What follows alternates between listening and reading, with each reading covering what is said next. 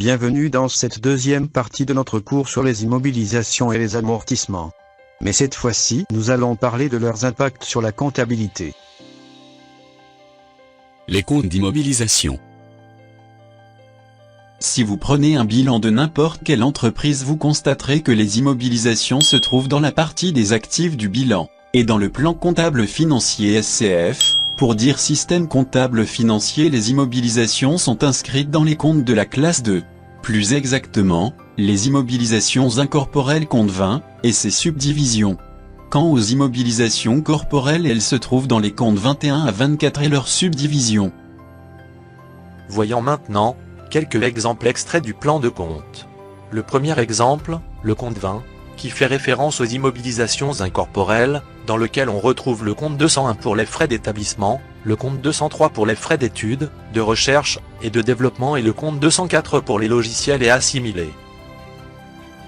Un second exemple, c'est le compte 21, et qui fait référence aux immobilisations corporelles, où vous constaterez que l'arborescence va à un deuxième niveau. Prenons comme exemple le compte 215, installation technique, matériel et outillage industriel, qui se subdivise en deux sous-comptes qui sont le compte 2151, pour les installations complexes spécialisées, ainsi que le compte 2154, pour matériel et outillage. Pour les comptes qui commencent par 23, elles concernent les immobilisations en cours. Nous avons les comptes 231 pour les immobilisations corporelles en cours et le compte 232, pour les immobilisations incorporelles en cours. Certains biens peuvent faire l'objet d'amortissement. Dans ce cas, un compte est prévu pour enregistrer les amortissements cumulés de ces biens. Ce compte est créé en ajoutant le chiffre 8 en deuxième position du compte objet de l'amortissement. Comme le montre l'exemple suivant.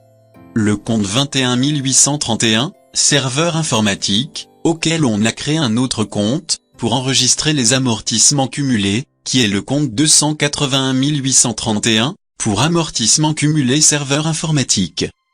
Pareil pour le compte 21 832, poste de travail informatique et le compte 21 833, imprimante, où nous avons créé les comptes 281 832, pour les amortissements cumulés poste de travail informatique, et le compte 281 833 pour les amortissements cumulés imprimante.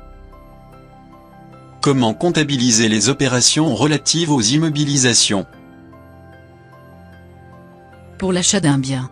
La voie la plus usuelle d'entrée d'un bien dans le patrimoine de l'établissement est son acquisition par voie d'un achat à un fournisseur. Le bien est enregistré dans le compte d'immobilisation à sa valeur d'acquisition, qui comprend le prix d'achat, toutes taxes comprises, auquel il faut ajouter les frais annexes ou accessoires nécessaires à la mise en état d'utilisation du bien, frais de livraison, de montage, etc. Cet achat peut être réglé de deux manières. Soit par paiement au comptant ou à crédit. Pour le premier cas, c'est-à-dire achat au comptant, les opérations à faire, c'est de débiter le compte 215, qui est les installations techniques, et en contrepartie créditer le compte de caisse 530. Dans le cas où l'achat est fait à crédit, on débite le compte 215, des installations techniques, mais cette fois-ci, on crédite le compte 404, celui des fournisseurs en attendant le paiement définitif. Voyons maintenant l'application de cette opération dans notre système. Prenons le cas de l'achat à crédit.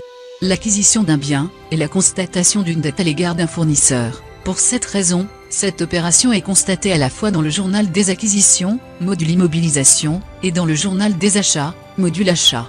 La comptabilisation utilisera un compte de liaison pour faire la jonction entre les deux journaux, ce qui va donner les opérations suivantes.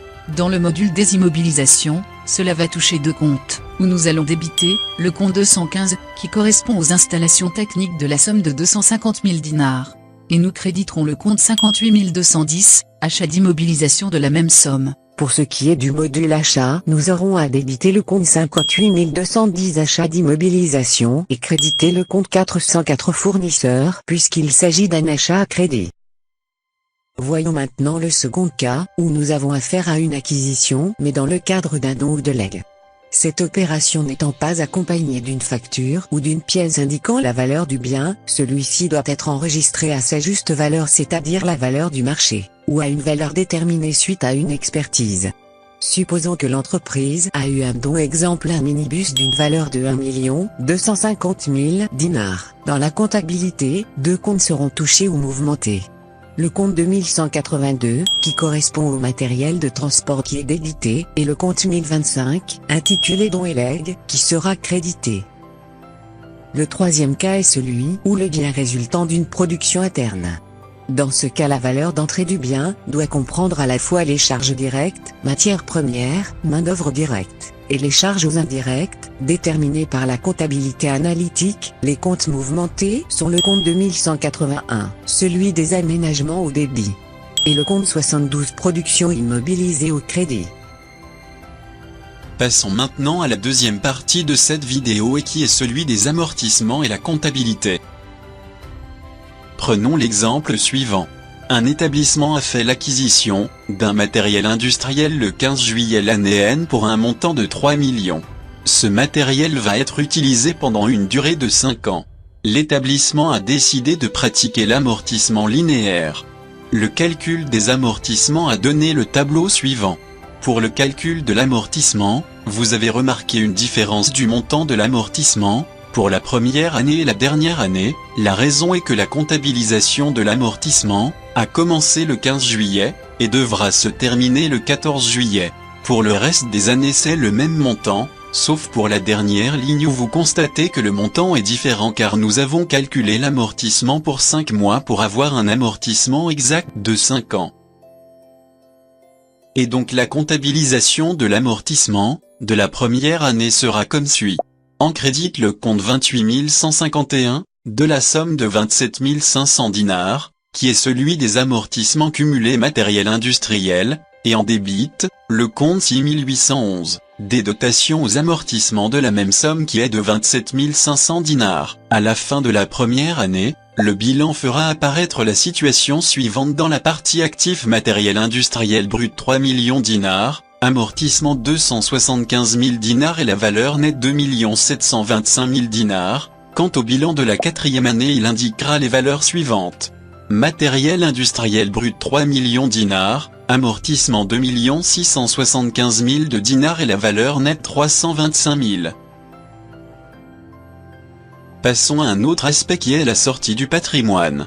Un bien peut être sorti du patrimoine de l'établissement pour diverses raisons: réforme, cession, mise au rebut, perte, destruction, etc. Lorsqu'il s'agit d'un bien totalement amorti, il faut solder le compte d'immobilisation et le compte d'amortissement cumulé associé. Exemple, cas d'un mobilier acquis pour un montant de 70 000 dinars est totalement amorti. La constatation de la sortie de ce bien se traduira par l'écriture comptable suivante. On débite le compte 28 184, amortissement cumulé mobilier, et on crédite de la même somme le compte 2184, celui du mobilier. Le second cas d'un bien partiellement amorti. Dans ce cas-ci, en plus du solde des comptes de biens et d'amortissement cumulé, il faut compléter l'amortissement. Comme le montre l'exemple suivant. Un véhicule a été acheté pour un montant de 1 500 000 et a une durée d'utilité estimée de 5 ans. À la fin de la quatrième année, le véhicule est détruit suite à un accident. La situation comptable en N+4 avant le calcul de l'amortissement de N+4, nous avons acquisition égale à 1 500 000, les amortissements cumulés 900 000 pour une valeur nette comptable de 600 000 de dinars. Comptabilisation en N+4 se fera de la manière suivante: on débite le compte 28 182, amortissement cumulé matériel de transport d'une somme de 900 000 dinars, la même chose on débite le compte 675 valeur comptable des éléments cédés de 600 000 dinars et enfin on crédite le compte 2182 matériel de transport de la somme de 1 500 000 dinars. Le troisième cas concerne une cession d'un bien à un tiers. Pour cela reprenons le cas précédent, mais en supposant que le véhicule n'a pas été détruit, mais vendu à un tiers. Si nous supposons que le montant de la vente est de 750 000 dinars, l'écriture comptable additionnelle à enregistrer serait la suivante: on débite le compte 462, créance sur cession d'immobilisation, et on crédite le compte 775, produit de cession d'éléments actifs.